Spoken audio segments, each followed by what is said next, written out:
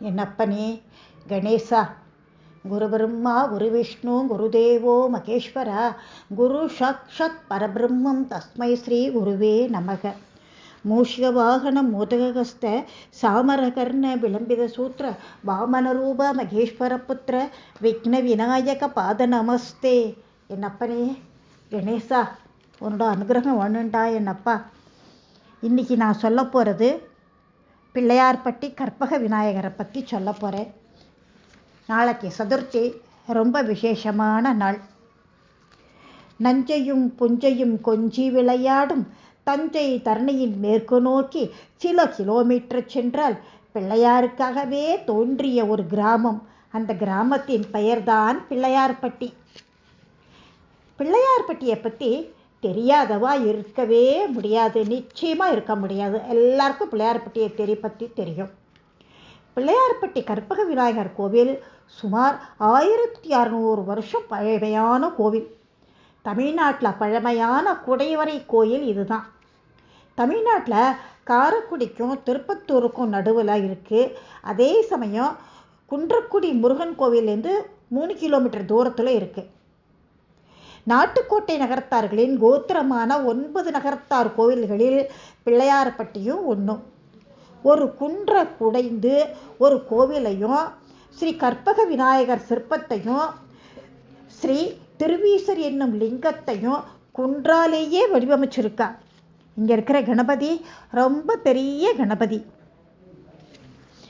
ஆக்சுவலாக மகேந்திரவர்ம பல்லவன் காலத்துக்கு முன்னாடி 2 அல்லது 5 நூற்றாண்டுகளுக்கு முன்னாடி அவ்வளவு பழமையானது. இவருக்கு ஏன் கற்பக விநாயகர்னு பேருன்னாக்க, கற்பக விருஷம் நம்ம என்ன கேட்டாலும் கிடைக்கும். அதே மாதிரி தான் இங்கே இருக்கிற விநாயகர் கிட்டக்க நம்ம என்ன வேண்டின்றாலும் நமக்கு கிடைக்கிறது. அதே சமயம் இந்த கோவிலில் கிமு 500 கிபி 1284 வரை உள்ள கல்வெட்டுக்கள்லாம் இந்த கோவிலில் இருக்குது. இங்கே இருக்கிற பிள்ளையார் உலகத்துக்கே முதன்மையானவர் நினைக்கிறேன். ஏன்னாக்க கற்பக விநாயகரின் சிற்பத்தை 2 கையோட காணப்படுறது. அதே சமயம் விநாயகர் சிற்பம் 2 தான். ஒன்று அதாவது 2 கையோடு இருக்கிறது. மற்ற இடத்தெல்லாம் எல்லா கோவில்கள்லையும் 4 கையோடு இருப்பார். 2 கையோடு இருக்கிற விநாயகர் 2 பேர் தான். ஒன்று பிள்ளையார்பட்டி, அடுத்தது ஆப்கானிஸ்தானத்தில் இருக்குது. ஆப்கானிஸ்தானத்தில் இருக்கிற விநாயகர் சிற்பம் நின்ற கோலத்தில் நின்று தான் இருக்கார். அவர்கிட்ட அதிகமான பிற்காலத்தில் அணிகலன்கள்லாம் காணப்படுறது. பிள்ளையார்பட்டியில் 2 கைகள் மட்டுமே இருப்பது ரொம்ப சிறப்பு வாய்ந்தது. இந்த சிற்பத்தை செதுக்கிய சிற்பி அவரோட கையெழுத்தா கல்வெட்டிலேயே செதுக்கி இருக்கார். அவர் பேர் என்னன்னாக்க ஏக்காட்டூர் கோன் பரணர் பெருஞ்சத்தன் அப்படின்னு கையெழுத்து போட்டிருக்கார். இவர் எப்போ போட்டிருக்கார் அப்படின்னாக்க கிமு 4 இல்ல 5 நூற்றாண்டு காலம் அப்படின்னு தெரியறது அவளோட ரைட்டிங்கை பார்த்து. அதன்படி பார்த்தால் பிள்ளையார்பட்டி விநாயகர் சிற்பமே உலகத்துக்கு முதலில் பிள்ளையார் சிற்பமாக இருக்கணும்னு நினைக்கிறா எல்லாரும். ஃபஸ்ட்டு பிள்ளையார் ஸ்டாச்சு வந்தது அப்போ தான் அது. அவர் கையில் மோதகம் கிடையாது. பிள்ளையார்பட்டி விநாயகர் கையில் மோதகம் கிடையாது. அதுக்கு பதிலாக அவர் கையில் இருக்கிற லிங்கத்தை வச்சுண்டு ஞானதவம் புரியும் திருக்கோலத்தில் அமர்ந்த நிலையில் இருக்கார்.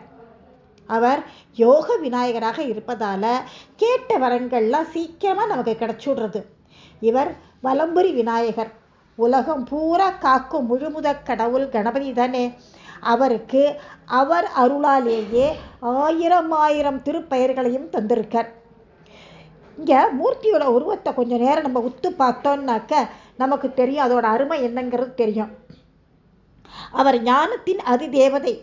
ஓங்கார ஒளி கூறிய வடிவமான ஓம் என்பதை காட்ட யானை தலையே ஏற்றதா இருக்கு. அதுக்கு வலப்புற தந்தம் ஒடிஞ்சு இருக்கு இல்லையா, அதன் காரணமாக ஓ என்ற எழுத்தின் தொடக்க சுழி கிடைக்கிறது.